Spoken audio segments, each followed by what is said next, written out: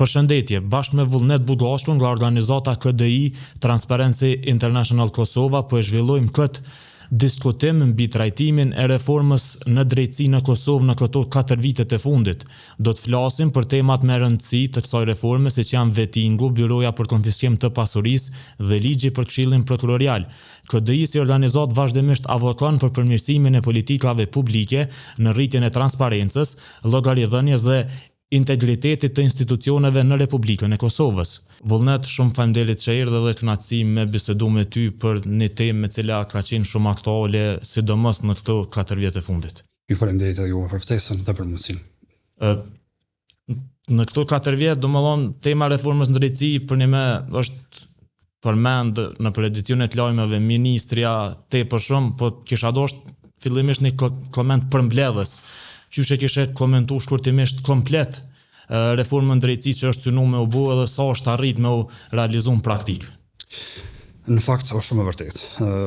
Ka pas edhe nga fushata e kaluar zgjedhore para zgjedhjeve të vitit 2021, edhe gjatë zgjedhjeve të themi ashtu, ka qenë kështu politik shumë avokuese e partisë pushtet që me ardhin e tyre në pushtet do të fuqizojnë sundimin e ligjit, do të bëjnë reforma të thella në sistemin e drejtësisë, do ta implementojnë vettingun, do ta bëjnë reformën e KPK, e madje edhe ka pas edhe pompozitet të madh sa i përket edhe themelimit apo krijimit të ligjit për byron shtetërore të konfiskimit civil të pasurisë, vazhdimisht duke proklamuar faktin që gjithë ata zyrtarë që kanë përfituar këto vite pasuritë kundërligjshme, ajo pasuri duhet të kthehet shtetit Kosovës. Megjithatë, nga ajo se çfarë është deklaruar dhe nga ajo se çfarë është punuar këto 4 vitet e fundit, lirisht mund të them që nuk është se ka pasur ndonjë rezultat konkret në praktikë. Për shkak se ne ende vujmë me problemet e njëjta. Pra sistemi gjyqësor nuk është shumë efikas në luftimin e krimit, korrupsionit dhe pastrimit të parave. Legjislacioni në fuqi nuk është se është përmirësuar mjaftueshëm, e madje ju e dini edhe vetë që gjatë këtyre viteve ka pas shumë betejë në gjykatë kushtetuese mbi këto projekt ligje që janë propozuar nga ana e Ministrisë së Drejtësisë dhe dorën zemër duhet me fol të vërtetën përmbajtja këtyre nismave ose edhe këtyre projekt ligjeve kanë qenë shumë problematike për faktin se ka munguar një ekspertizë, një profesionalizëm i theksuar nga ana e Ministrisë së Drejtësisë dhe çka është edhe më e rëndësishme, nuk është që i kanë marrë fort për bazë edhe rekomandimet e grupeve punuese, e ekspertëve ndërkombëtar, si dhe rekomandimet e tona të shoqërisë civile që na i mundu të paktën që më me dhon mendimet, vërejtja, sugjerimet tona që sa do pak me e lehtësu edhe me e ndihmuar procesin. Mirë po, problemi është që qasja ka qenë atil që ata kanë pas synime që thjesht vetëm ashtu që i kanë projektuar idetë e veta, mendimet e veta edhe i kanë shtyr mbetutje dhe fatkeqësisht kjo ka rezultuar pastaj që shumë vendime gjykatës kushtetuese dhe kanë rrëzuar disa prej këtyre nismave, reformave apo dhe projekt ligjeve. A nuk kanë ditë me shlu ligjet, a kanë dashur me shlu veç në formën që kanë dashur, a është fajtore gjykata kushtetuese se për një me ka qenë në thëmë të kritikave për çdo vendim që e ka marrë le të themi kryesisht për çdo reformat, kur rrezikë vendime ose rrezikë pjesë të caktuara të ligjeve që kanë synuar me bërë reformën drejtësi. Spori duhet me theksu qartë se gjykata kushtetuese nuk ka as pak faj. Për shkak se nuk do mend edhe nuk do fare lërësim të detajuar të këtyre dispozitave ose projekt ligjeve për me arë në konstatime të tilla, ta zëmë si për shembull te projekt ligji i Këshillit Prokurorial të Kosovës. Aty ka pasur dispozita që vërtet kanë qenë shqetësuese. E kanë minu pavarësinë e Këshillit Prokurorial dhe madje nga një tendencë për shkapje, që është proklamuar zakonisht nëpërmjet disa dispozita është munduar që të rriten ose të shtohen numri anëtarëve jo prokurorë dhe më pastaj nëpërmjet kurumit, mënyrës vendimarrjes me diktu edhe punën edhe funksionalitetin e këtij këshilli. Po ashtu te ligji i byros, do thotë gjitha dispozitat e ligjit të byros, spori Komisioni i Venecias herën e parë ka pas gjetë vërejtje për këto dispozita. Pastaj gjatë draftimit ne i mundu që mi u bë thirrje që mi marr për bazë ato vërejtje dhe që mos me leju hapësira që nesër dikush me kontestu edhe me dërguar në gjykatë kushtetuese. Por rrjedhën gjërat si rrjedhën vazhdimisht kishte tendencë që me shtyt përpara projekt ligjit pavarësisht nëse i njëjti kishte apo jo dispozita ose cilësi për mbajtjen e tina. Dhe si pasojë e këtyre defekteve që janë hasur gjatë procesit të drathimit e tyre, normalisht që secila gjykatë normale kushtetuese, secili gjyqtar që ka pak një përgatitje bazike, ai e din që ne caktuar me dispozita ose ide, koncepte caktuar nuk mundem me kalu. Kena me fol për reformat veç, sidomos për ligjet kryesore ndoshta, edhe besoj që tjetë tema e vettingut për një me është prej atyre temave që është thonë shumë, e ka njerë mendoj që krejt qytetarët me i vetë e kanë dëgju si term, por nuk kanë shumë informacion se çka është vettingu ose në cilën fazë ka mbet. Për këtë arsye na i kena pyet disa qytetarë se cilat janë njohuritë e tyre në bazë mbi vettingun, edhe unë të ftoj që edhe ty edhe ndjekësit tanë me ndjek përgjigjet e tyre edhe më pas na me vazhdu diskutimin se si do të vazhdohet me këtë proces. Procesi i vettingut është një drejtësi që duhet me konë, edhe nuk mundet më botëna, si mas menimi tem, nuk mundet më botëna se me një hu gardhe nuk thurët. Kështu që korupcioni e ka morën të naont edhe vettingin sëlshëm.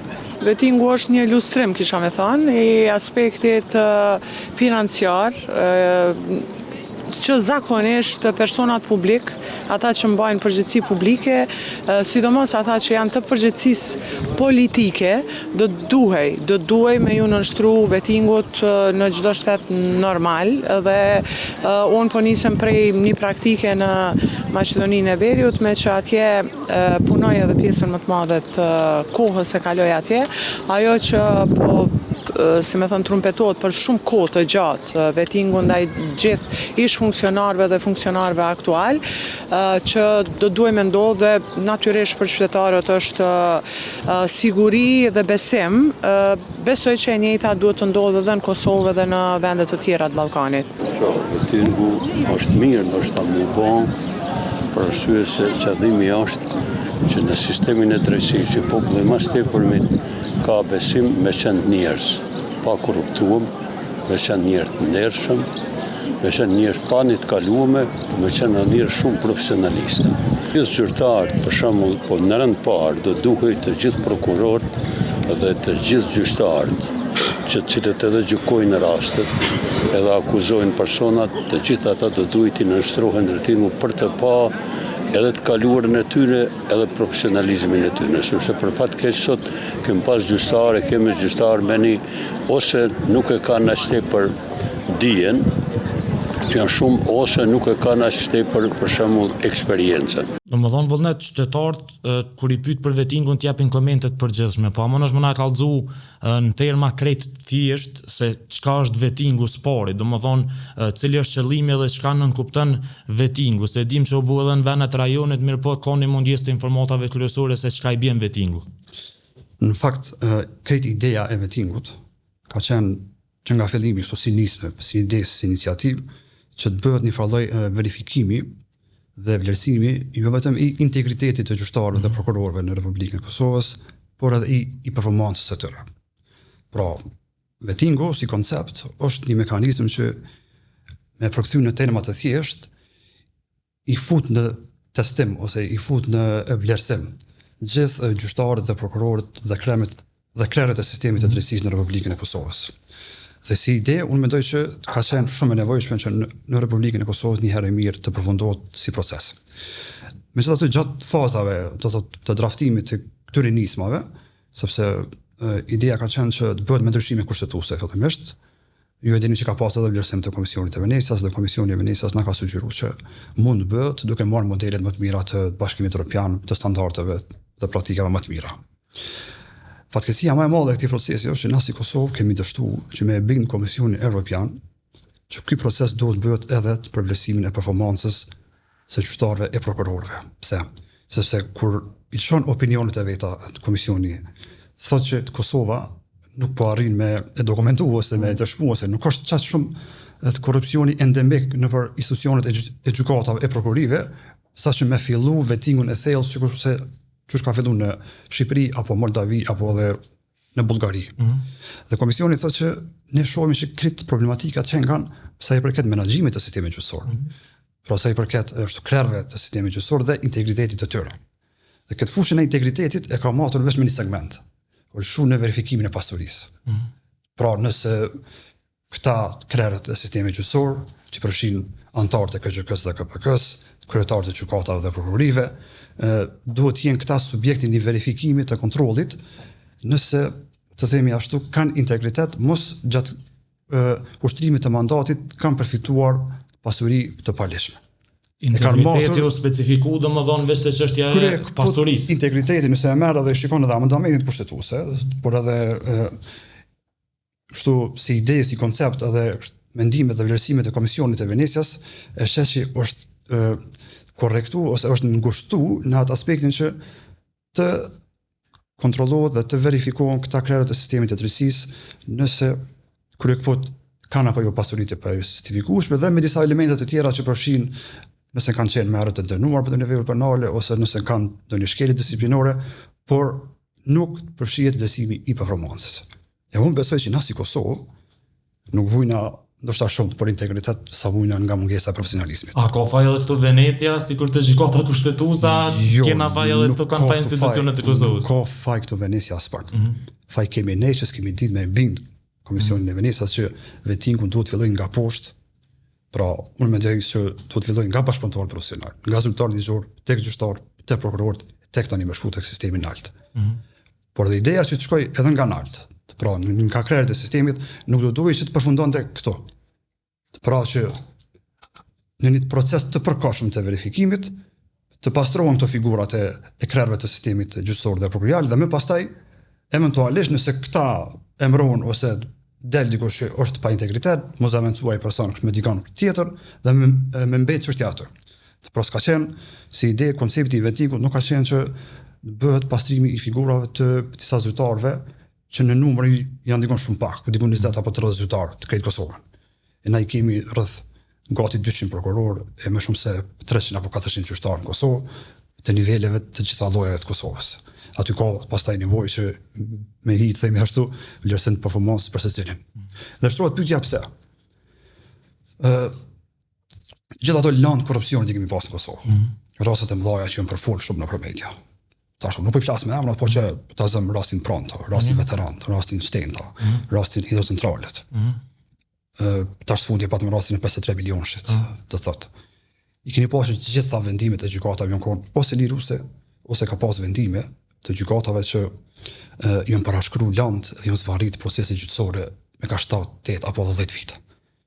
Të rasti Hidrocentralet, akt akuza si dokument bazik që e nis procedurën gjyqësore, a e dini që është ngrit një ditë para se të parashkruhet afati i ndjekjes penale. Do të thonë është ngrit në afat fundit të parashkrimit të ndjekjes penale. Dhe pastaj në procedurë ka vazhduar dhe është zvarrit dhe u ardhën deri te vendimi i gjykatës së apelit kur çfarë do lloj vendimi që do të merrte gjykata e apelit, rasti vetë ishte në parashkrim me sipër. Dhe arsyeja pse duhet me bëna vettingun është që për gjitha këto dështime. Pra, të këtyre rasteve të korrupsionit po i marrën që janë kështu më të rëndësishme, asnjë gjyqtar dhe asnjë prokuror në Kosovë s'ka më përgjegjësi. Që është e mundur rasti toka zvarrit gati 8 vite.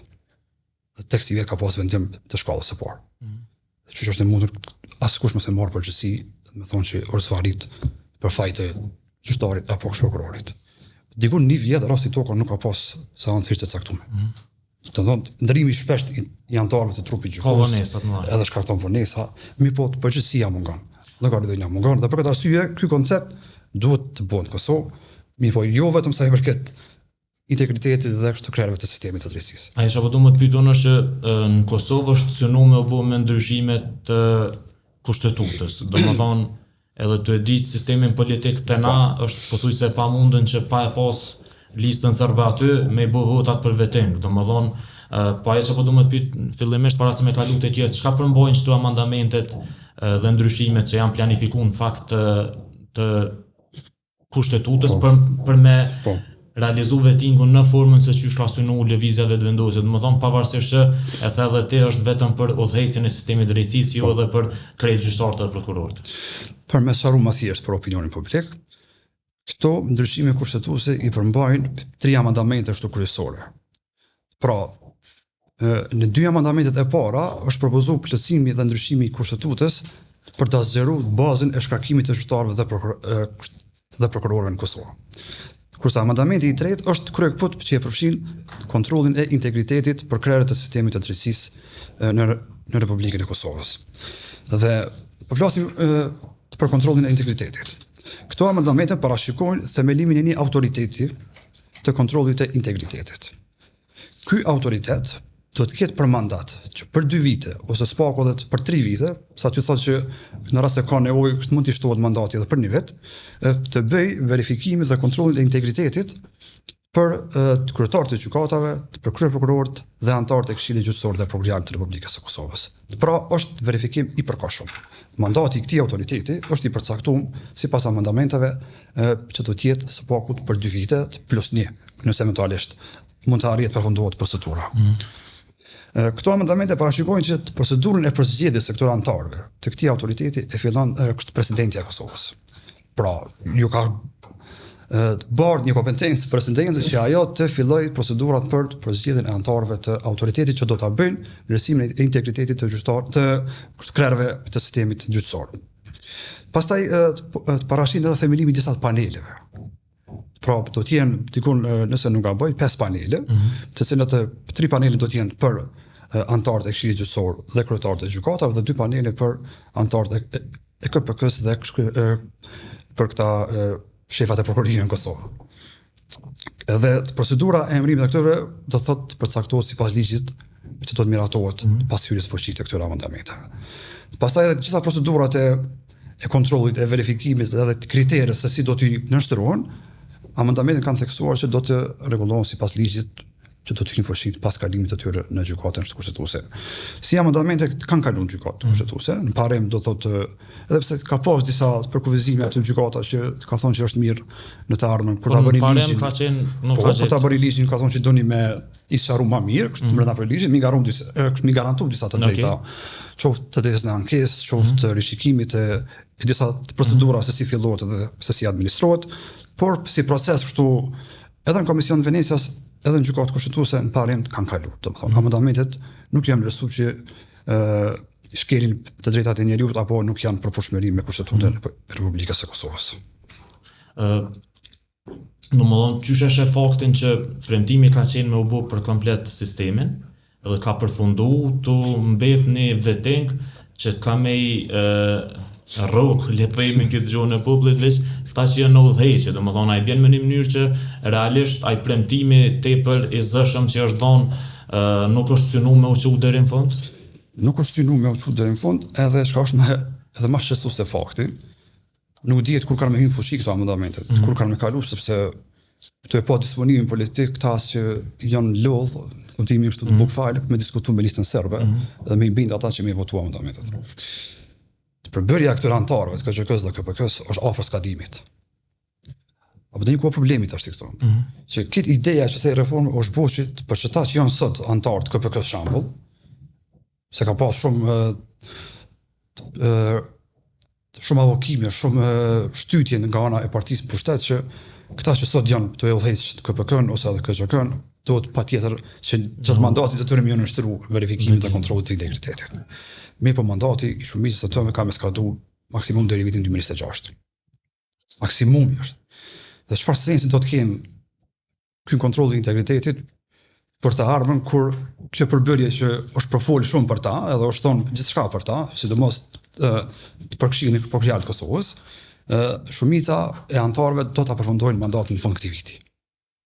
Dhe imagjino sa merr kohë tash kur të kalojnë amendamentet, kur bëhet ligji, kur të fillojnë procedura e themelimit të autoritetit. Është pamundën që ta njerëz më nështruan vetingat. Unë e shoh të pamundur, sepse afatet janë kaluar, domethënë gjatë 4 viteve ne nuk kemi bërë asgjë tjetër, po kemi gjujt deklarata, kemi po gjujtjet deklarata mes ministrisë së antarëve nëpër Facebook. Janë gjujtë nëpër Facebook apo nëpër punëtorim madje, dhe nëpër grupe punuese. Dhe tani kur të kalojnë mandati i këtyre anëtarëve, mbas edhe kalojnë mandamentet. Pas edhe do të themelohet ligji edhe autoriteti, por anëtarët e KPK-s dhe KGK-s do të jenë tjetër figura. Do të jenë njerëz që fare nuk do të kenë nevojë për të nështruar. Për veten. Po. Do thotë kur është kështu në kuptimin e bukfal që 5 vite po kalojnë dhe në fund rezultati nuk është bërë për ata që u dash mu bo, po do të bëhet për njerëz që ndoshta edhe his kanë nevojë. Ajo shkaj druna, unë edhe që kom lexuar shumë komente është që ky komisioni që ka me bërë çet verifikim, antarët e këtij komisioni a kanë me votu pe kuvendit. Domethënë edhe ka rrezik që partia në pushtet, jo tjetër që është po cilla do që më të marrën të ardhmen me përdor çet mekanizëm ndoshta që më i thon me i disiplinuar thojza gjyqtarët dhe prokurorët ose kryeprokurorët ose kryetarët e gjykatave që mbas edhe nuk jo përshtaten, se na e dim që asnjë pushtet nuk është i kënaqur, në fakt nuk mundet me thonë i kënaqur me një prokuror që ndoshta mundet me thonë një aferë korruptive që ka kryer një pushtet i caktuar. Shumë e vërtet. Madje është përkeqësore sepse ka pas tendencë që mi shfrytzu këto mekanizma ose me shfrytzu këtë iniciativë për ta sulmuar një pushtet pavarur. Edhe për ta kërcënuar madje. Do thotë që të pritni sa ta mbojmë vetingun sepse kur të bëhet vetingun pastaj ju do ta shihni në kutimin këtë bufat. Autoriteti kompetent që do të jetë për vlerësimin e kontrollit të integritetit, sipas amendamenteve thotë që do të miratohet Kuvendin e Kosovës për bërja e tyre, antarët do të miratohen në blok. Pra, nuk di sa do të jetë numri i antarëve, sepse thotë ligji do ta rregullojë përbërjen edhe mandatin e tyre. Po vetëm dihet se Kuvendi i Kosovës ka i miratuar me votën e 2/3 së deputetëve të qytetit, po 2/3 së votave. Edhe aty është goxha sfidë pastaj. Se tu e pa konstelacionin e numrave që shkon në parlament, ndoshta edhe është problematike që me do thotë 80 vota do të bëj sigurisht në parlament që më kalu edhe pastaj projekt ligjin, edhe pastaj që më bëj emërimin e këtyre antarëve të autoritetit për vlerësimin e kontrollit të integritetit. Pra, e rëndësishme është që kurdo që bëhet ky proces, mos të bëhet për ta sulmuar një institucion pavarur kushtetues. Po të bëhet në atë mënyrë që të garantoj edhe standarde, edhe kritere, por edhe procedurat e drejta dhe të rregullta. Se tek e fundit, siç e thotë, do të bëhet për një numër të caktuar të pozitave dhe një numër të caktuar të njerëzve. E për ata që dosh më bëu, megjithëse nuk do të bëhet fare, sepse ata më nuk do të kenë është mandat. Do të skadojë mandati. Okay.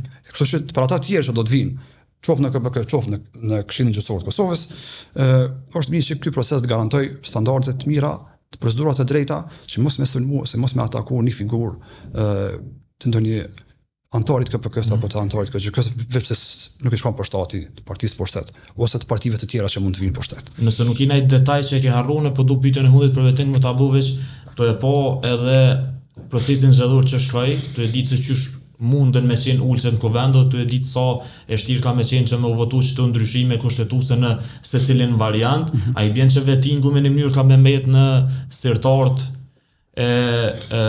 qeverisë të kuvendit edhe nuk ka me pas mundësi me ushty përpara.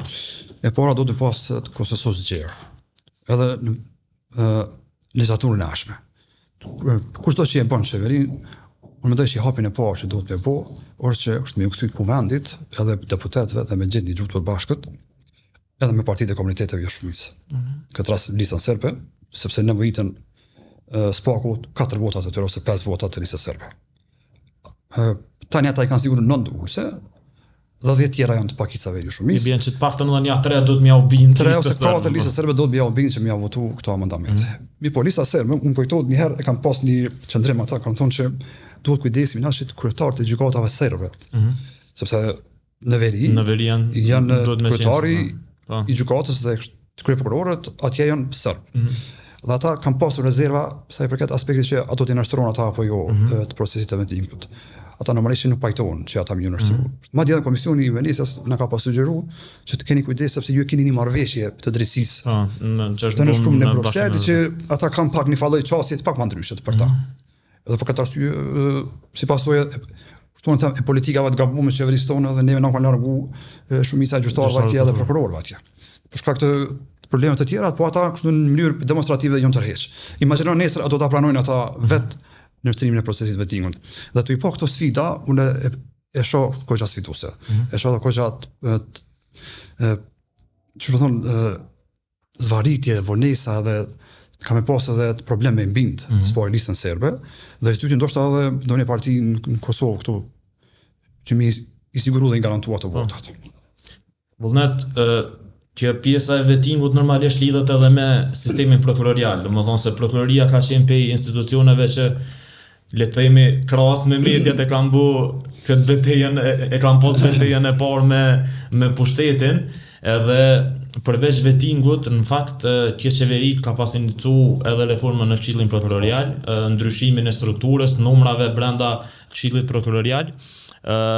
Kur thash që kemi pyet qytetarët për këtë tema, domethënë reforma për Këshillin Prokurorial ka qenë prej temave që ata mas paku kanë pas njohuri, po ne po duam të ftu fillimisht me pas se çka kanë thonë edhe më pas na e vazhdojna me fol edhe për këtë temë. Unë kom dëgjuar, po unë jurist nuk jam, pra po them, jurist nuk jam, po çdo reformë që të bëhet, si në ligjin prokurorial, si në reforma tjera, domthonë është mirë se orën për shtetin. Edhe kjo është një mirë se orën se e plotson, domthonë e bën çdo reformohet. Ka nevojë gjithmonë më reformuar, gjithmonë më harmonizuar me bashkësinë ndërkombëtare, domthonë me ligjet e bashkisë ndërkombëtare, domthonë me ligje më të mira me zgjedhje që i bien tamam Kosovës, jo me marr ligje të tjera që nuk i bien tamam Kosovës, domthonë që nuk i përkojnë Kosovës. Besoj që reformat janë të mira. Domethënë Këshilli Prokurorial, prokuria më mirë, gjyqësia duhen me qenë të pavarur, jo me ndërhy politika. Derisa nuk janë të pavarura, ato edhe me ligje të pavarura, por veprimet nuk i kanë krejt të pavarura. Edhe sicila sicila parti politike, po sidomos kënë pushtet, çdo vendim që e marrin ata, që nuk i kanë në këtyre i quajnë të kapun. Këtë fjalë të kapun sikur ka zbulu këtë ku kanë marrë. Pas përgjigjeve për një me po shihet që ka pas një farë mungesë të informimit, domethënë njerëzit kanë akuza për prokurorinë, domethënë janë pro reformave, por që për reformën konkretisht në Këshillin Prokurorial nuk ka informacion, jo vetëm për këtyre përgjigjeve, por ndoshta edhe në komunikime që unë kam pas me njerëz edhe antar të familjes se diçka tjetër, domethënë ka mungesë të informacionit. A mundosh më na kallëzu ka pas 2 tentativa për me bërë qëtë reformë. Çka përfshin që njerëzit më mujt me kuptu nashta pak ma thjesht se ku ka synimi edhe ku jena qitash? E para po shumë e vërtet, domethënë ka mungu një qasje, unë themi ashtu adekuate nga ana e Ministrisë së Drejtësisë, por edhe qeverisë në tërësi, që publikut dhe shoqërisë në Kosovë në përgjithësi, me ju dhënë informata të thjeshta dhe të qarta mbi qëllimin e reformës në Këshillin Prokurorial të Kosovës. Sepse në debate politike të publike që janë bërë në për studio televiziv, në përsana, kanë qenë jo të rralla argumentet e palët që kanë theksuar që kjo reformë në koncept, sipas asaj që ka nisë Ministria e Drejtësisë, është thjesht për mi hek disa njerëz në KPK dhe për mi minu disa njerëz tjerë. Po në substancë, kur është nuk është shikon e farë ndryshimi përmbajtësor që do ta kishte nxitur performancën apo llogaridhënien e anëtarëve të KPK-s, pikëpari e më pastaj edhe të sistemit në tërësi. Prandaj edhe nuk i fajsoj qytetarët sepse unë nuk di që ka pasur përpos aty këtu në konferencë të ministrës, por nuk di që ka pasur politik të transparencës edhe të informacionit nga ana e Ministrisë së Drejtësisë dhe të qeverisë se qysh me informu qytetarët se çka nënkupton reforma në KPK. Megjithatë, veç kësajna, iniciativat e para që janë propozuar kanë qenë iniciativa të shësuese. Sepse ideni që fillimisht ju nisën që më shkurtuar përbërjen e anëtarëve të KPK-s. Nga 13 siç është sot, me bërë në 7 anëtarë. Mi po çuditërisht, disa muaj më vonë pas këtyre propozimeve, ka shku një verzion në Komision të Venecias dhe komisionin dhe interpretimin e Komisionit të Venecias e kanë keq kuptuar, mendoj. Pse e kanë keq kuptuar? Se Komisioni i Venecias, kur pa vlerësuar herën e parë, pa gjetë shumë vrejtje në draftligjin e parë të Ministrisë së Drejtësisë, mirë po e pa qenë një rrugë shumë të mirë që me e bo demokratizimin e KPK-s, më thëmë. Me bo një organ që është spari pluralist, që ka gjithë përfshirje dhe që nuk është një organ si thot Komisioni Venecias, një korporat e anëtarëve të KPK-s. Pra, Komisioni na pas sugjeruar që gjatë reformave në këtë projekt ligj të bënim ndryshime ligjore që e demokratizojnë këtë institucion dhe e bëjnë institucion pluralist ku ka përfshirje dhe përbërje të anëtarëve të ndryshëm, qoftë të sistemit, qoftë të shoqërisë edhe të anëtarëve jo prokuror. Dhe tani vjen propozimi i Ministrisë së Drejtësisë ku tentativa është që vërtet ndoshta edhe të kapjes, se jo të shkapjes së këtij sistemi. Sepse kur ti të propozon plotësimin e vendeve shtesë në KPK me mandat të përkohshëm për së paku të 8 pozitave nga anëtarët jo prokuror, e këta anëtarë jo prokuror janë pjesëtarë që vinë dhe që emërohen nga ana e kuvendit të Kosovës me shumicë të thjeshtë të votave. Potencialisht mund me thonë të afërt me partinë politike. Potencialisht dhe jo potencialisht, po gjasat që do të ishin njerëz të afërt të emëruar si antar jo prokuror në KPK të partisë politike ishte shumë pëdhaja. Pse? Sepse emërimi i këtyre do të bëjë në blok dhe do të bëjë me një shumicë prej 30 votave në parlament. Imagjinoni me 30 vota mja përfshi Këshilli Prokurorial edhe 8 antar jo prokuror. Domethënë synimi ka qenë që me shtu numrin e antarëve derisa ti përfundon mandati. Synimi ka qenë shumë e vërtetë. Edhe di që kam pas dashur me bë me një farë leuje ç'të sikur me shart. Deri në vitin 2026, synimi kanë qenë që thoshin në mënyrë të përkohshme ose me mandat të përkohshëm të shtohen edhe 8 antar jo prokuror, të cilët veç kësaj kanë pasur një kompetencë shumë të fortë. Quorumi kur është planifikuar në këtë projekt ligj i vendimmarrjes në KPK kanë qenë që së paku për këtyre 8-ve një 3 antarë për këtyre 8-ve do ta diktonin krejt punën në KPK-s. Sepse e patallon që quorumi të jetë gjithsesi në atë mënyrë që për këtyre 8 antarëve me qenë 3 prej tyre faktor vendimtar edhe në vendimmarrjen e thjeshtë të Këshillit Prokurorial të Kosovës. S'di sa e kupton, ashtu në kuptimin e thjeshtë. Domethënë e kishin blloku potencialisht secilën vendimmarrje pa. Qëllimi ka qenë me e blloku punën e sistemit prokurorial të Kosovës me përbërjen e re të shtuar nga antarët jo prokuror. Sepse për çdo vendim pastaj në Këshill nuk ish kalu ose ish bllokuar vendimmarrja aty, për shkak se këta antarë ose s'kishin marrë pjesë, ose të paktën 3 prej tyre kishin votuar kundër.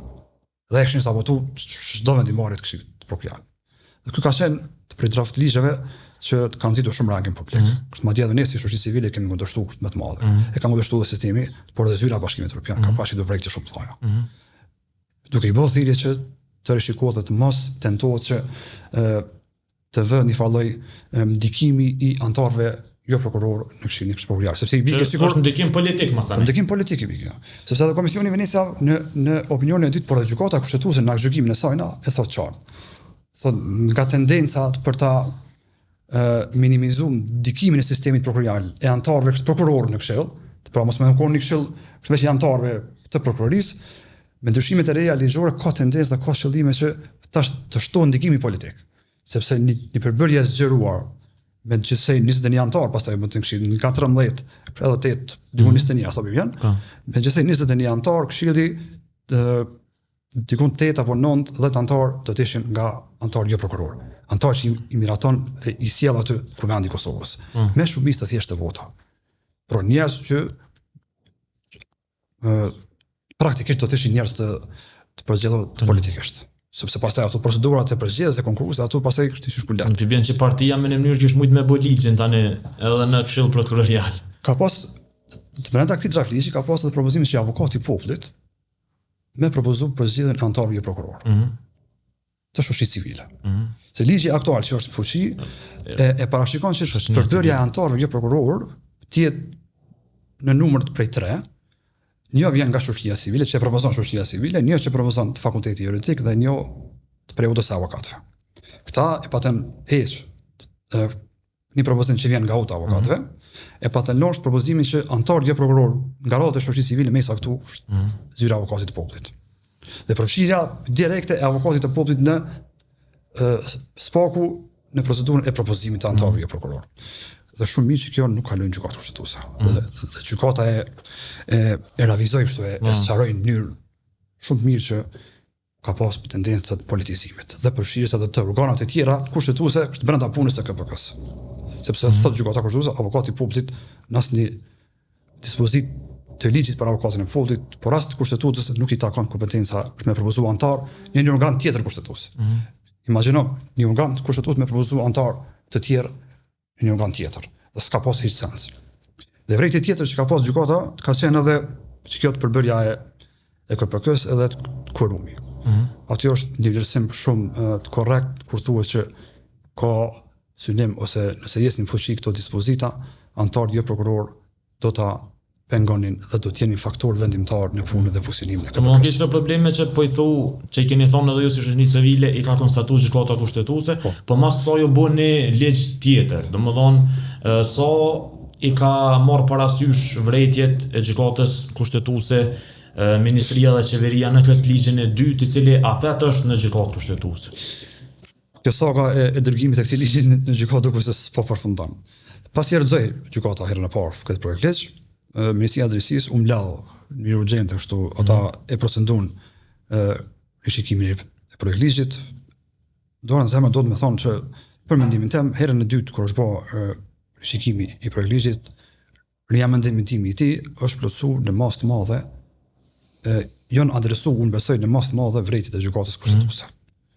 Pra, sepse ne kemi qenë edhe aktar të grupeve punuese dhe jemi munduar që kësaj herë do thotë mos lejum që edhe t'i bindim këta që mos me leju dispozita të cilat nesër mund të kontestohen dhe shkojnë pranë gjykatës kushtetuese dhe mund të rrëzohen. Kështu që unë pres që drafti i ligjit i ri, i cili tashmë është vetë se i kontestuar në gjykatë, mundet, hipotetikisht mundet, po them që edhe të kaloj filtrin e gjykatës kushtetuese. Ta bëjmë të asë pse. Po. Jemi këtu në draftin fillestar. Pra, në idenë fillestare që të shkurtohet përbërja e anëtarëve të KPK-s nga 13 në 7. Kjo ka kaluar në Komisionin e Venecijës dhe kjo nuk është pa as problematike në interpretimin e parë gjykatës kushtetuese. Se gjykata atëherë na ka pas treguar që nuk është fare relevante sa është numri i KPK-s, numri i anëtarëve në KPK. Është relevante vetëm që ky balanci mes anëtarëve të sistemit dhe anëtarëve jo prokuror të jetë i allëtin si njëra tjetrën mos ta dominojnë. Dhe ata kanë thonë herën e parë që është me rëndësi që anëtarët jo prokuror mos me qenë faktor të vetëm dhe vendimtar që e bllokojnë këtë organ dhe as e kundërta. Dhe është kujdesur me ndryshimet e reja, është kujdesur që të harmonizohet projektligji në tërësi me frymen e aktgjykimit të gjykatës kushtetuese. Dhe çka është bërë tani? Është shkurtuar përbërja në 7 anëtar, kuorumi do të jetë me 5. Edhe vendimarrja do të jetë me 5, duke e lënë mundësinë që nëse dikush e bllokon punën e KPK-s për këtyre të 5-ve, pra nuk vjen mbledhje ose nuk voton ndonjë pikë të rendit të ditës apo ndonjë temë që aty shkon në mbledhje të Këshillit, me pas mundësi një derë dalëse që kuorumi të jetë edhe me 4. Pra, është lënë një farë mekanizmi i deblokimit. Që prej 7-ve 5 anëtar kanë quorum dhe me 5 anëtar votohet. Që mos më ulon dorë edhe anëtarëve jo prokuror që më qenë. Anëtarëve jo prokuror dhe anëtarëve të sistemit që më e bllokuar. Një ndryshim tjetër që u bë, nëse dikush prej anëtarëve të Këshillit, se më Këshilli në ndryshimet e reja ligjore nuk i ndan anëtarët të Këshillit, të sistemit dhe anëtarët të Këshillit jo prokuror. Kështu i ndan vetëm sa i përket procedurës së emërimit, apo kështu si mandat i një të gjithë njëjtë. Është që nëse një anëtar i Këshillit, qoftë i sistemit, qoftë edhe anëtar jo prokuror, mungon 2 herë radhësit, pa arsye tim, ai shkarkohet më një herë. Unë mendoj që kjo dispozit ka me e frenu tendencën e anëtarëve të KPK-s që spari nga mungesa e parasyshme në mbledhjet të Këshillit me blloku vendimarrjen e Këshillit. Edhe e dyta, e mundson që në rast se edhe nuk ka mungesë të anëtarëve të Këshillit, po dikush tenton që mos me votu në Këshill, thjesht me minimizu këtë quorumit prej 5-ve, atëherë i lihet në diskrepancë që 4 anëtarë të Këshillit të vazhdojnë tutje. Pra, ligji e lejon që me 4 vota quorum edhe vendimarrja të vazhdohet me tutje. Qoftë për shqiptimin e masave disiplinore, qoftë për emërimin e kryeprokurorit të shtetit, e për çfarë do procedure tjetër. Po përzgjedhja do të bëhen në kuvend që shfaqen edhe me ligjin e parë, apo? Një ndryshim tjetër që është në ligjin e ri të KPK-s është që përzgjedhja e anëtarëve jo prokuror do të bëhet sipas një konkursi publik. Me tregu më qartë nuk ka më pas më propozime të anëtarëve jo prokuror nga shoqëria civile, nga Oda e Avokatëve dhe nga Fakulteti Juridik. Pra është eliminuar aspekti i propozimit të anëtarëve jo prokuror nga shoqëria civile, nga Oda e Avokatëve dhe Fakulteti Juridik.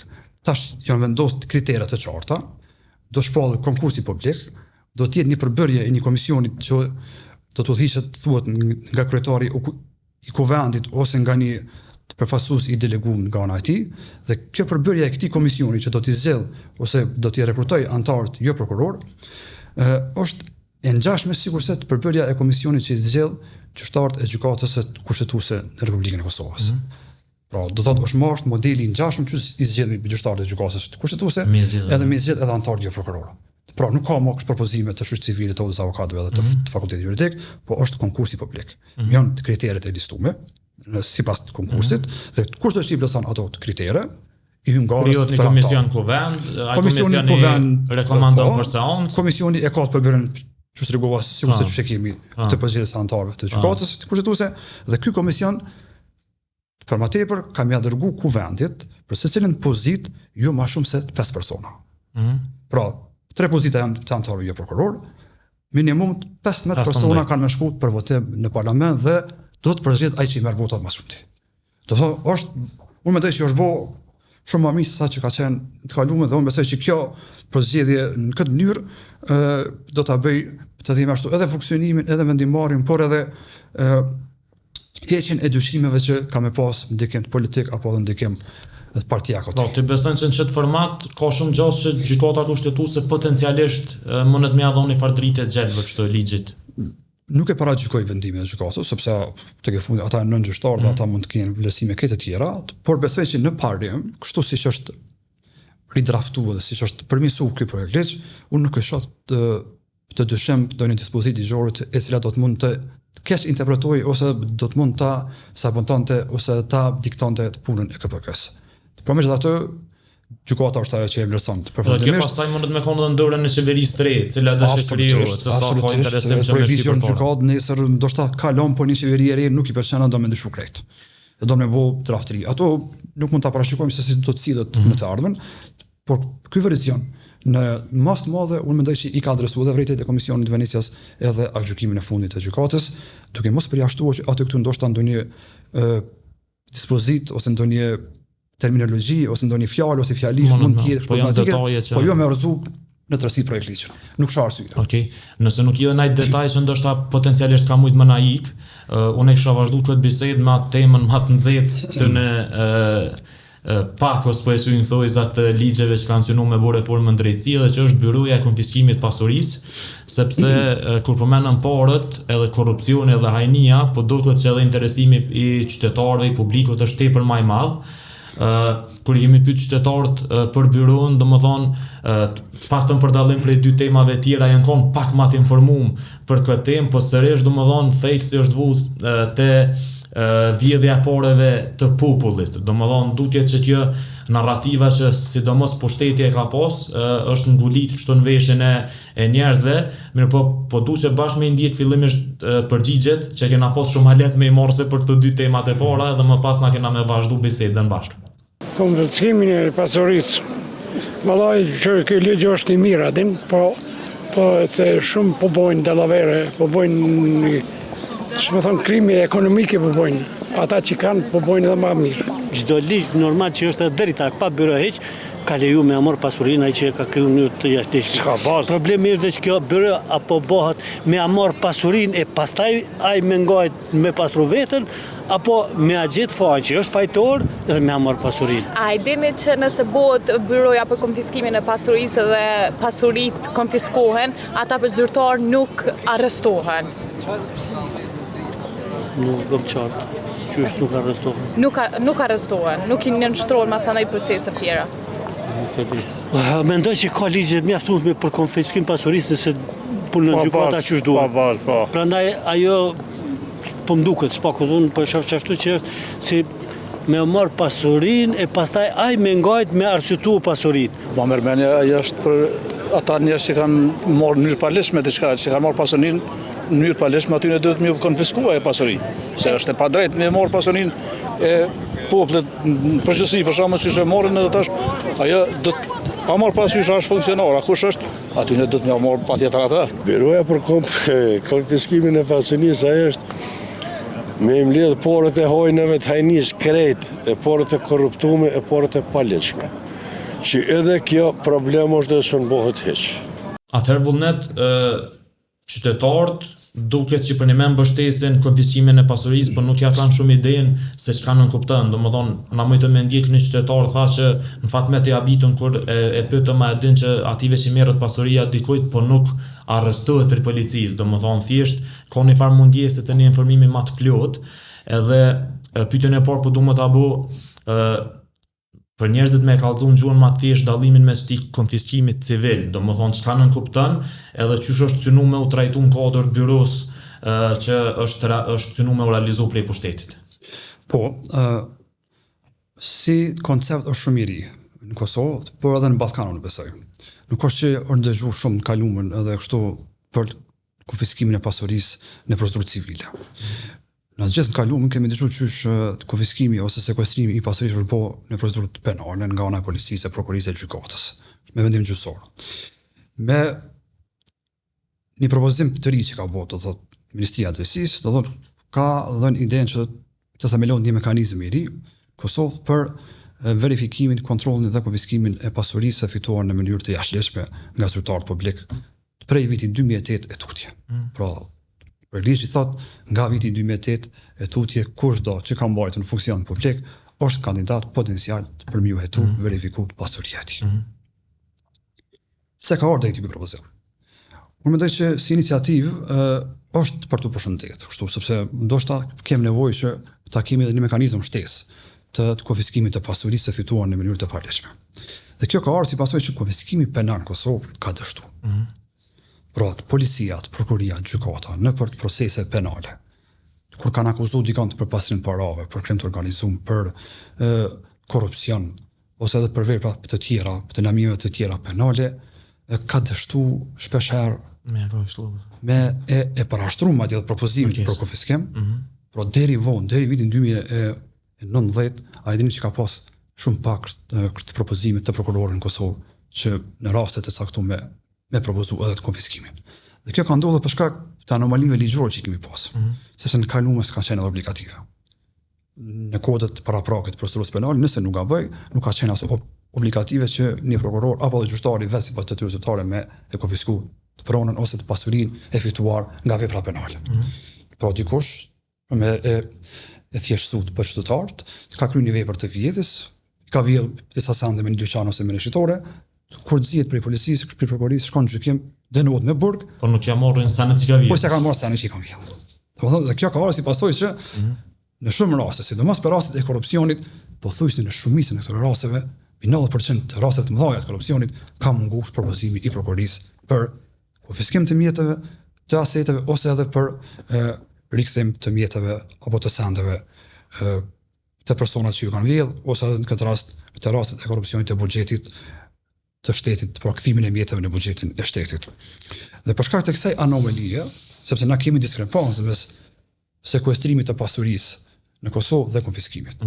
Po, njerëzit nuk e dinë çfarë është. Domethënë, sekuestrimi nën kupton rastin kur policia dhe prokuroria gjatë një hetimi penal gjejnë që ka dyshime që një person ka kryer veprën dhe gjatë kryerjes së kësaj vepre ka përfituar diçka të kundërligjshme. Ajo merret përkohësisht me ne. Ajo merret në mënyrë të përkohshme. Derisa ta vendosë gjykata që objekti i veprës penale është kryer nga ajo ose të përfitimin nëpërmjet kryerjes së kësaj vepre penale ka rezultuar në përfitimin e paligjshëm. Qoftë një veture të vjedhur, qoftë një shtëpi të vjedhur, qoftë një parë të vjedhur. S'ka sa në tjera që mund me huasin. Dhe meqense ka një diskrepancë, sepse dikun ndoshta në veti kemi 2-3 milion konfiskime të pasurisë, pra me vendim gjyqësor në kontest penal, e sekuestrimi kemi 200 milion, 300 milion, 600 milion të pasuri të sekuestruar që rrinë përkohësisht të ngrira, i thojmë. Dhe ky mekanizëm deri më tani në Kosovë nuk ka qenë suksesshëm. Por vetë edhe prokuroria e shtetit e pranon që s'kan pasur sukses në rritjen e numrit të pasurisë konfiskuar. Me marrë një shembull praktik, sfundi na kemi rezultuar me sukses në konfiskimin e pasurisë të rasti i 2 milionshit, i vjedhjes së 2 milionë euro. Po e sqaroj pak që me e thjeshtu më lehtë. Por është ndoshta për raste më të mëdha të korrupsionit ku prokuroria e shtetit e ka kryer punën që duhet. Pra, edhe kanë ngritur këtë akuzë, edhe janë dënuar ata zyrtar me burgim efektiv, mbi 10 vite kështu në total. Edhe janë kthyer diku rreth 2 milionë euro ju kanë kthyer buxhetit të shtetit.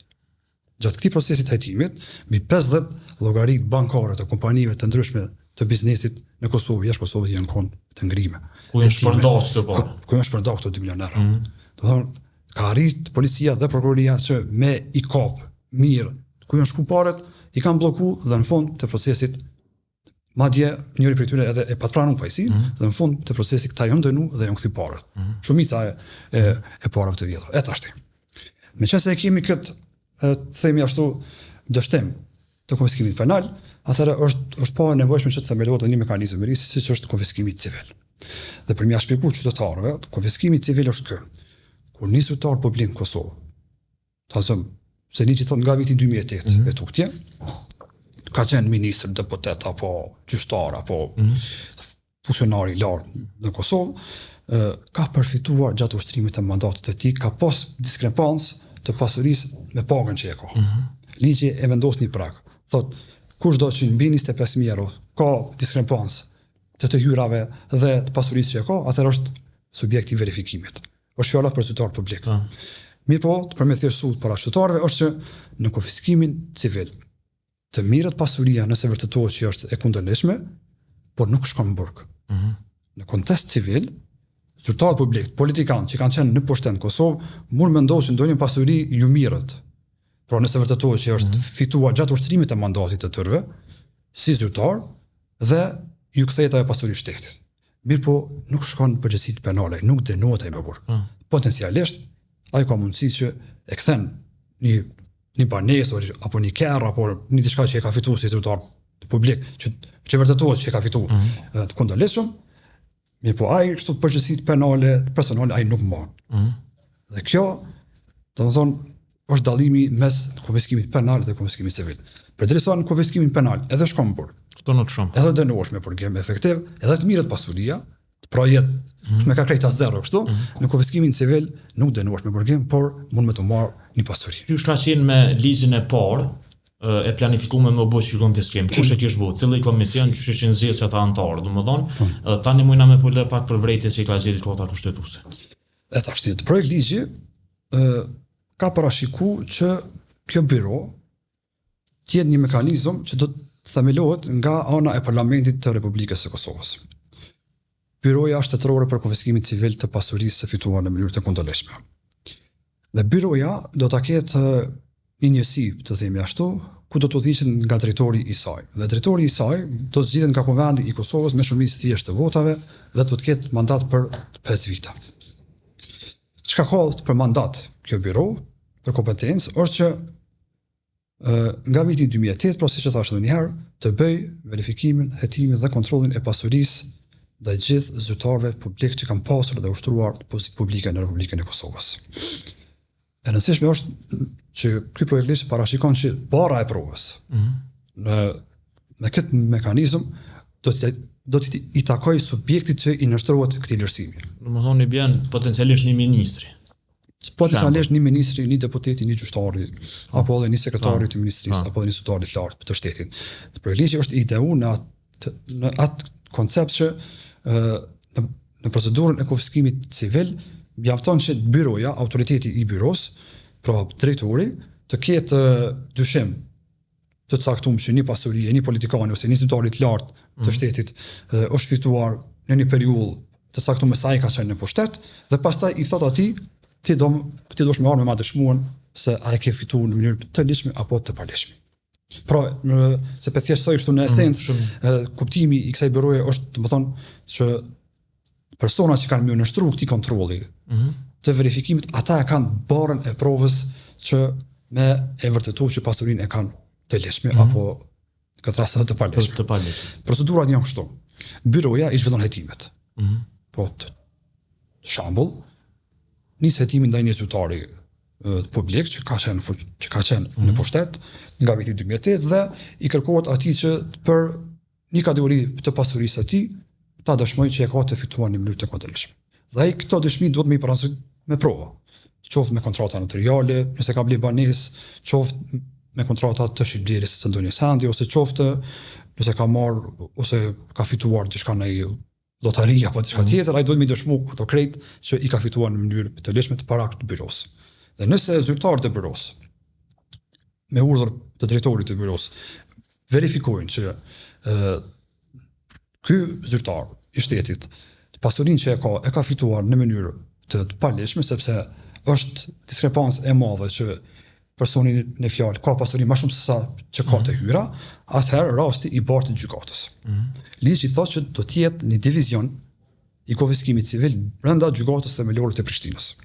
Që merret vetëm me rastet e që do të merret vetëm me trajtimin e rasteve të konfiskimit civil në Republikën e Kosovës. Ligji po ashtu thotë që procedurat, se si do të bëhet hetimi, verifikimi i këtyre zyrtarëve, do të organizohen sipas një udhëzimi apo rregullore apo akteve të mbrëmshme që i nxjerr drejtori i byros. Pra, drejtori i byros do të jetë një person kogja me pushtet edhe mendikim në Ja, Kosovë. mundet me konë politik ky drejtër, domethënë ka rrezik që dikush mundet me përdor për qëllime të veta. Ka rrezik për faktin se edhe emërimi i këtij drejtori do të bëhet me shumicën e thjeshtë të votave. Me ato 30 vota që përmendëm normal. 30 vota, kushdo që vjen nesër në pushtet ka me emëruar me shkarkuat person. Pra një shumicë një shumicë e thjeshtë parlamentare e vendos, e zaventon dhe e cakton kondo që ata dojnë që është i përshtatshëm, edhe pse do të parashikohen disa kritere të projektligjit se kush do të jetë drejtor, sa do të jetë përvoja punës, sa do të jetë këto sene, po vendimarrja është me 30 vota në parlamentin e Kosovës. Dhe kjo normalisht do të lënë hapësirë dhe dyshime mbi politizimin e këtij mekanizmi nga partitë politike. Kryeministri thë kjo 5-4 këto votat, unë gjithmonë mend që e ka rrezuar gjykata kushtetuese. Pse rrezoi gjykata kushtetuese? Çka pat ky ligj që nuk shkoi kjo, domethënë çka ka pas probleme që i ka evidentuar gjykata. Gjykata kushtetuese e ka rrezuar këtë projekt ligj së paku në 4 dispozita që i ka cilësuar çast shumë të rëndësishme dhe shkeljet e atyre dispozitave çast shumë janë kon të rënda ndaj kushtetutës, saqë ka vendosur komplet edhe në tërësi të anulojë projekt ligjin. Pra, për 4 dispozita të projekt ligjit që kanë rënë ndeshme me kushtetutën, është anuluar komplet edhe ligji në tërësi. Çka ka gjetë problem gjykata kushtetuese është spari të dispozita që flet për fushëveprimin e ligjit. Konkretisht për afatet se kur mund të bëhet verifikimi i pasurisë ose hetimi mbi verifikimin e pasurisë të pajustifikueshme për zyrtar publik. Pse? Sepse projekt ligji edhe i parë që është rrezuar, po edhe ky i riu që tani është në fuqi, që tani është në pritje të vendimit në gjykatë kushtetuese, afatet e verifikimit të pasurisë i ka të paqarta. Pse? Për me thjesht sushtu, ma thjesht që mos me ngarkua dhe opinionin. Të dispozita e nënit 2 dhe të dispozita e nënit 23 apo 24 përmendën 3 afate të ndryshme. Dhe ka një paqartësi dhe pasiguri juridike se kur ai drejtori do ta ketë afatin e premse nga cili moment fillon periudha e verifikimit të pasurisë. Në nënin 2 thuhet që kur do nga viti 2008 e tutje. Me hyrjen thotë fushit ligjit, Komisionit përbërja zyrtarët e biros mund ta bëjnë hetimin dhe verifikimin e pasurisë dhe këtyre zyrtarëve kur do nga viti 2008 e tutje. Një paragraf më poshtë e ka një dispozitë që thotë verifikimi i pasurisë do të bëhet brenda 10 viteve, do thotë që një zyrtar publik ushtron ose të ka ushtruar mandatin e tij. Ka shkruar një tinjeri që to poshtë. Një tinjeri ashtu. Profetëmisht thotë kur do nga viti 2008, sot na jemi në vitin 2025, viti 2008-2025, 17 vjet. Një dispozitë tjetër thotë kur do ose brenda 10 viteve nga momenti kur atij zyrtari i pushon mandati, dhe një dispozitë tjetër thotë brenda 5 viteve nga momenti kur atij zyrtari i pushon mandati. Tash ti potencialisht që unë jam zyrtari për dhe nesër më vjen një urdhër që më shku me bo verifikimin e një pasurie të një zyrtari të lartë ose një zyrtari. Tash unë ato t'ja nisi me hetu verifiku pasurinë e tij nga viti 2008 e tutje, apo 10 vitet e fundit kur ai ka pas mandat, apo qoftë 5 vitet e fundit kur ai ka qenë në mandat. Dhe gjykata ju ka thonë që të procedurë sqarone, definone. E para, definone cili është afati i saktë, kur nis dhe kur mbaron periudha e verifikimit të pasurisë. Dhe e dyta që është shumë e rëndësishme, te periudha e të provuarit. Te aspekti i barës së provës. Gjykata ka thonë ai zyrtar që potencialisht ka më qenë objekt i hetimit, ai ka më pas të pamundur kashi shtetit me e nxjerr një provë që e legitimon pasurinë e tij. Sepse gjykata thotë legjislacioni në Kosovë nuk garanton rrugje të dokumentacionit më shumë se 10 vjet. Nëse ti sot e ndjek një person që kanë qenë në pushtet vitin 2010, është e pamundur ai me vërtetu, ka shi shteti, sepse shteti ka arkivat, më në letra, më në rujnë një dokument në sen, edhe me ta ofru ty para panelit ose para gjyqtarit, edhe ti me qitë para aktit krym. Amo ti je para gjykatës edhe të para biros je të para aktit krym. Sepse ti s'ki mundësi me nxjerr dokument ma të vjetës se sa 10 vjet në Kosovë. Dhe gjykata ju thot, këtu e keni hushtot në kuptimin klasik, për shkak se qytetarin, këtë rast zyrtarin ose zyrtarin publik, e keni vendos në një pamundësi objektive që ai ta provoj që provën e ka të lishme. Me një mënyrë shteti potencialisht mundet me dalë fitues gjithë. Sa e ka pamundur me nxjerr sa dokument që ndoshta potencialisht shteti mund me dalë fitues sepse shteti barën e provës atij ka bërë. Nuk e kalon shteti që unë kur të hetoj edhe e vërtetoj vetë që ti e ke fituar atë pasurinë dhe kjo i shkon tani shumë rregull. Nuk është pas as pak problem aspektit kohor pastaj i verifikimit të pasurisë. Sepse kur shteti heton në dyshon heton dhe mbledh prova që për me është fitu pasuri e palishme, i të pranon ato dhe janë të fuqishme dhe nesër e vendos gjykata.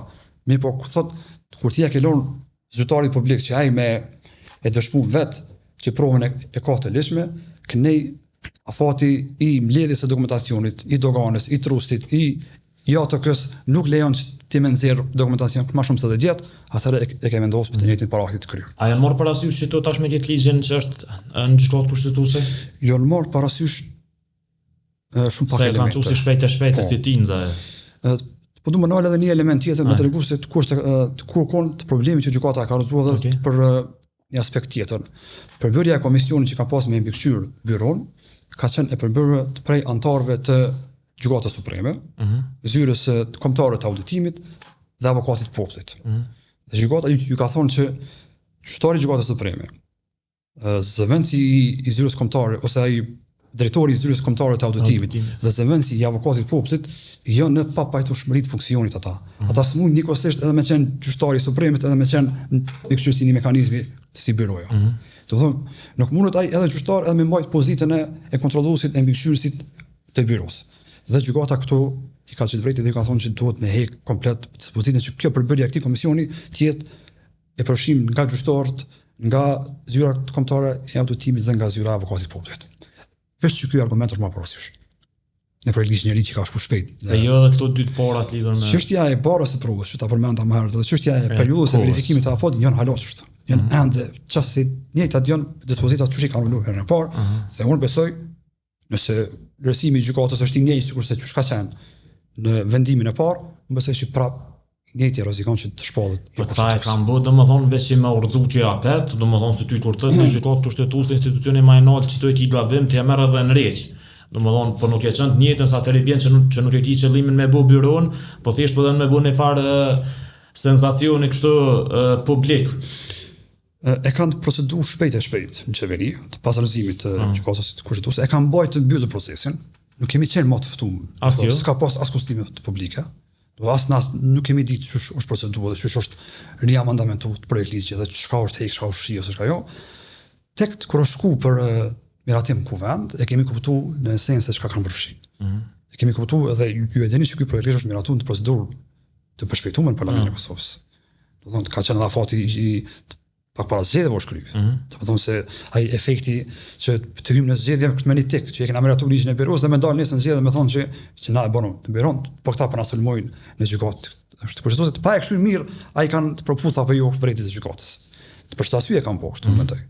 Dhe siç e përmenda edhe më herët, meqense janë këto dispozita të njëjta, që kanë qenë edhe në draftin e parë, nuk më thonë 100% me siguri, sepse gjyqtarët e gjykatës ndoshta tani mund ta vlerësojnë ndryshe situatën. Po logjikisht i bën që nuk duhet me kalu, sepse është problemi i njëjtë që ka qenë herën e parë, ka mbetë edhe herën e dytë. Dhe niveli tjetër që ka pas gjykata, që e përmendëm më herët, në gjykimin e parë ju ka sugjeruar, në kuptimin kështu të bukfal, që ky drejtori i byros që i organizon çdo procedurat e hetimit dhe verifikimit edhe këta zyrtarë të byros, edhe çdo procedura duhet i bëjnë të qarta në ligj dhe jo më jalon këtina që ky me akt në ligjor, ai me një vendim ose me një rregullore të vetën të brendshme, ai tani ato me rregullu se çush ka me vojtu vullneti ose ai tjetër ose ai tjetër. Do të thonë edhe pse nuk është në pjesën e dispozitivit, po në pjesën e arsyetimit të gjykimit thuhet gjykata aty e sqaron që të keni kujdes sepse edhe në projekt ligj duheni me i parashikuar dhe procedurat e. Po drejtori i bën që është një farë kryeministri i konfiskimit të pasurisë. Do të jetë kryeministri i konfiskimit të pasurisë, shumë e vërtetë, shumë terminologji e mirë, edhe ky do të jetë ai bosi që do të vendosë nesër kujt ka me i shku te dera me kërku pasurinë. Po dua një koment për mbledhës që më përmbyllë këtë pikë. Domethënë na jemi, po them që unë besoj që kompleksisht është për që kushdo që ka fituar pasurinë në mënyrë të paleshme me jo konfisku, por po duket që metoda me cilën funksionohet me u bë nuk është metoda më e mirë. Spori ka qenë metodë agresive. nuk ka pas informacion të duhur për publikun. Nuk ka pas konsensus edhe në parlament. Qeveria disi e pat marrë të Bajrakin e kësaj nisme dhe e ka pas atë çastin dhe tendencën që veç na di me mbull, veç na kena me mbull, veç na kena me pastru këto. Edhe kena me kthyt pasurinë e fituar kundërleshme. Po këta po harrojnë Nisan. Nëse janë në fuqi që kjo byro, kjo ka mbërejtë për ta nesër. Pra, nëse eventualisht vjen poshtet një qeveri tjetër jashtë kësaj partie fituese, të njëjtat rregulla dhe të njëjtat procedura kanë mu apliku edhe të procedurët e tyre. Sepse këto të paqartësitë e periudhave të verifikimit pastaj edhe vetë këta kanë pas problem.